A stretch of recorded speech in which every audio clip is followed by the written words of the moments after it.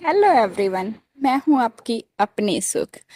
आज मैं आपको बताती हूँ कि अगर आपकी लाइफ में इतनी प्रॉब्लम है कि आप सोच रहे हैं कि मुझसे ज़्यादा प्रॉब्लम किसी की लाइफ में नहीं है और आपको कोई भी सोल्यूशन नहीं मिल रहा, तो आज आपकी प्रॉब्लम्स का परमानेंट सोल्यूशन देने वाली हूँ मैं। उसके लिए आपको आज एक ऐसे इंसान की स्टोरी सुना रही हूँ जो बहुत ज़्यादा दुखी था, जिसके लाइफ में उसे लगता था कि पूरी दुनिया की प्रॉब्लम्स उसके सिर पर आ गई है। कोई भी सुख नहीं था उसकी लाइफ में, दुख ही दुख थे। और उन दुखों के कारण घर में पूरा क्लेश होता था। कोई जॉब नहीं थी, कोई काम नहीं था उस इंसान के पास। रात रात को वो सोचता रहता था। उसके कारण उसकी पूरी हेल्थ खराब हो गई। तो एक दिन उसने सोचा कि सारी प्रॉब्लम का एक ही सोल्यूशन है कि मैं अपनी लाइफ को खत्म कर लेता हूँ। बट उसकी फैमिली थी, उसकी वाइफ थी, उसके बच्चे थे, तो उसने सोचा कि नहीं, बहुत सारी जिम्मेवारियां हैं मेरे ऊपर। मैं इन बच्चों को, अपनी वाइफ को ऐसे छोड़कर नहीं जा सकता। उसने सोचा मुझे कुछ ना कुछ तो करना ही होगा, इन दुखों से बाहर निकलना ही होगा। उसने डिसाइड किया मैं कुछ भी करूंगा, लेकिन मैं अब अपनी लाइफ को खत्म नहीं करूंगा। तो उसे एक फ्रेंड मिलता है उसका, जो उसे बोलता है कि तुम ना किसी साधु संत के पास जाओ। उनके पास ऐसे मंत्र होते हैं, तुम्हारी हर एक प्रॉब्लम का सल्यूशन देंगे वो। तो अब क्योंकि वो इतना दुखी था, तो उससे उसके पास और कोई ऑप्शन भी नहीं था, तो वो चला गया। उसने ऐसे साधु संतों को ढूंढना शुरू कर दिया। जब वो जाता था तो वो उसे मंत्र देते थे और बदले में उससे बोलते थे कि तुम्हें इतनी रकम देनी पड़ेगी। उससे बोलते थे कि ये टूना करना पड़ेगा और इसे पूरी विधि से करना है। वो उस पैसे भी खुशी खुशी दे देता था, इसी होप के साथ कि अब तो सब कुछ सही होगा मेरी लाइफ में। घर आता, पूरा कुछ करता जैसा उन्होंने, बाबे ने बताया होता था, जो भी उससे बोलते थे साधु संत, वो करता। अब प्रॉब्लम तो उसकी लाइफ में थी ही थी। अब जो भी उसके पास पैसा था वो भी कम होने लगा। इतना कम होने लगा कि अब तो उसके घर के हालात, खाने के भी पैसे नहीं होते थे कभी कभी। तो वो बहुत परेशान हो गया। उसने इतना पैसा लुटाया साधु संतों को बहुत वो टूना किया। किसी ने कुछ बोल दिया, उसने कुछ, हर चीज की उसने, क्योंकि उसे चाहिए थी खुशियां अपनी लाइफ में, जो नहीं आ रही थी। और ऊपर से जो उसके पास पैसा था वो भी खत्म होने वाला था।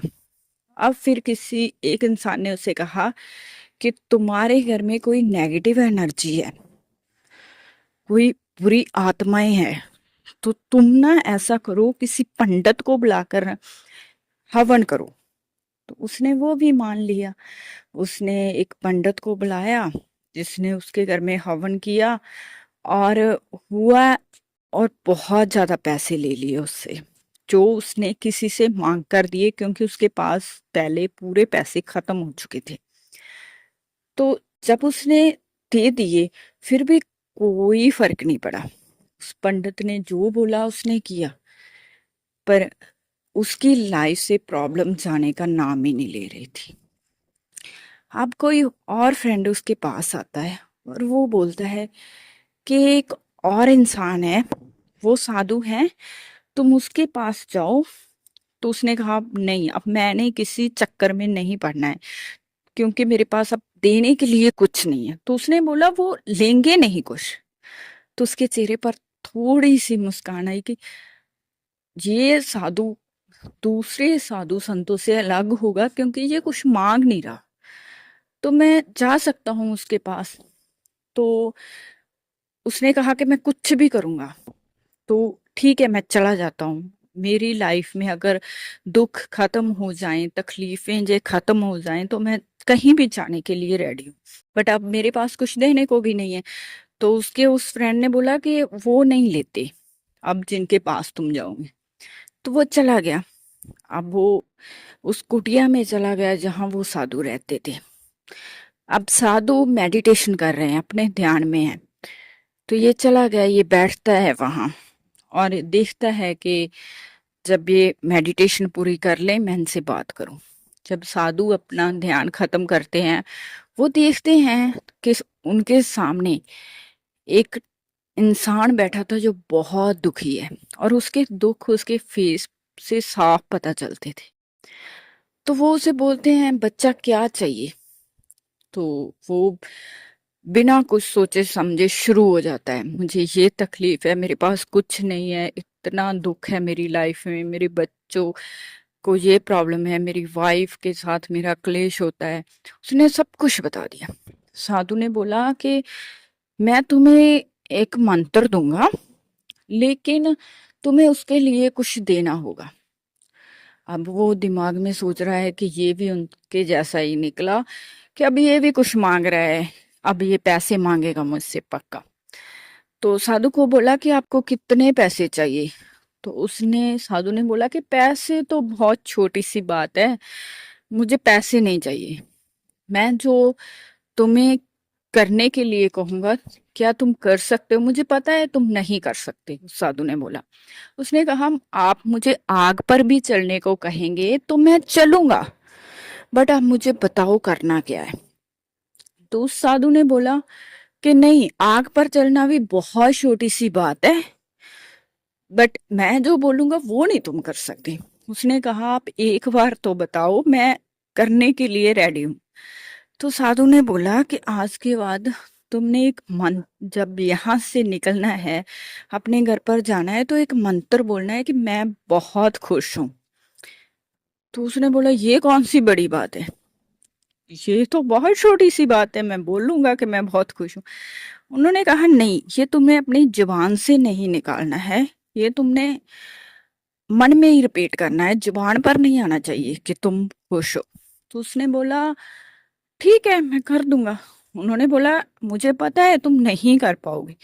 उसने कहा, नहीं, मैंने कर देना है, ये तो बहुत छोटी सी बात है। तो जब वो जाने लगा वहां कुटिया के बाहर, तो उस साधु ने पीछे से आवाज लगाई, बच्चा, एक बात का ध्यान रखना, बांदर नहीं आना चाहिए। जब तुम ये मंत्र रिपीट कर रहे हो ना, तो बांदर का ख्याल नहीं आना चाहिए। तो उसने बोला हंस कर के, मुझे तो बांदर का ख्याल कभी लाइफ में नहीं आया, तो अब कैसे आएगा? अब वो बाहर निकल गया। अब वो मन में ही बोल रहा है कि मैं बहुत खुश हूं, बट थोड़ी सी दूरी क्या है कि उसे बांदर का ख्याल आ गया, और वो ये मंत्र भूल गया और बांदर के ख्यालों में चला गया। फिर जब उसे थोड़ी दूर जाके एहसास हुआ कि मुझे बांदर के ख्यालों नहीं रहना है, मुझे तो ये मंत्र बोलना है, वो मंत्र बोलने लग गया, और थोड़ी सी दूर और आगे गया था कि उसे बांदर ही दिखाई दे गया। अब वो सोचने लगा कि आज तक मुझे लाइफ में कभी बांदर नहीं दिखा, अब मुझे बांदर दिखाई दे रहा है।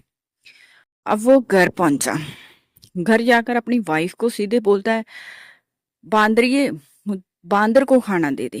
अब वो और परेशान कि ये मैंने क्या बोल दिया। उसने अपनी वाइफ से कभी ऐसी बातें नहीं की थी, क्योंकि बांदर उसके माइंड में इतना चढ़ चुका था, तो उसने उसे भी बांदरिया बोल दिया। अब वो अपना सिर मारने लगा दीवारों में। उसने बोला कि अब तो ये क्या हो रहा है?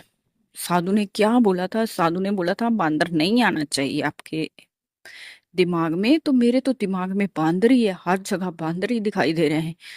तो वो रात को पूरी रात सो नहीं पाया। जैसे ही सुबह हुई, वो चला गया उस कुटिया में, उस साधु के पास। उसे जाकर बोलता है कि आपने बोला था कि बांदर नहीं आना चाहिए, मुझे तो हर जगह बांदर ही दिखाई देते हैं। अभी भी आप देखो कि आपके उस पेड़ के ऊपर बांदर बैठा है, केला खा रहा है। तो साधु हंस पड़े। उन्होंने बोला कि बांदर तो तुझे पहले भी दिखाई देते थे, रास्ते में बांदर आते थे, बट तुझे क्यों नहीं दिखाई देते थे? क्योंकि तुम्हारा ध्यान नहीं था। कल मैंने बोला कि ध्यान नहीं जाना चाहिए, तो तुम्हें बांदर पर ध्यान गया। तुम्हारी लाइफ में दुख इसलिए है क्योंकि तुमने अपने अंदर तक दुखों को ऐसे बसा लिया है बोल करके, अपने महसूस करके कि मेरी लाइफ में तो दुख तकलीफ है। ऊपर से खुशी बोलने से कभी खुशी नहीं मिलेगी। मैंने तुम्हें बोला था कि मंत्र रिपीट करो कि तुम खुश हो। तुमने बोला, क्या खुशी मिली? क्योंकि तुम्हारे अंदर दुख है, तो तुम्हें जो चाहिए वो अपने अंदर आत्मा में उतारना होगा उस चीज को। अब मैंने बांदर बोला, वो अंदर आत्मा में इतना उतर गया कि तुम्हें अब हर जगह ही बांदर दिखाई दे रहा है। हमारा ध्यान उस जगह पर होता है हमेशा जो नहीं चाहिए। मैंने तुम्हें बोला था बांदर का ख्याल नहीं होना चाहिए, तो तुम्हें हर जगह बांदर ही दिखाई दे रहे। जो नहीं चाहिए हमारा पूरा ही ध्यान उसमें चला जाता है। जिस दिन जो चाहिए वो हम सोचने लगे, तो कोई दुख तकलीफ नहीं होगा हमारी लाइफ में, क्योंकि हम सोचते ही वो हैं जो नहीं चाहिए।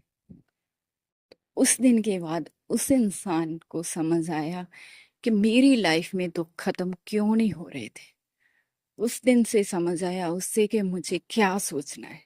अगर आपको ये स्टोरी पसंद आई, आपको लग रहा है कि ये तो मेरी ही स्टोरी है, मैं ही भी तो ऐसे ही सोचता हूँ, तो वही होता है। तो आज से अपनी सोच बदलिए, लाइफ ऑटोमेटिकल चेंज हो जाएगी।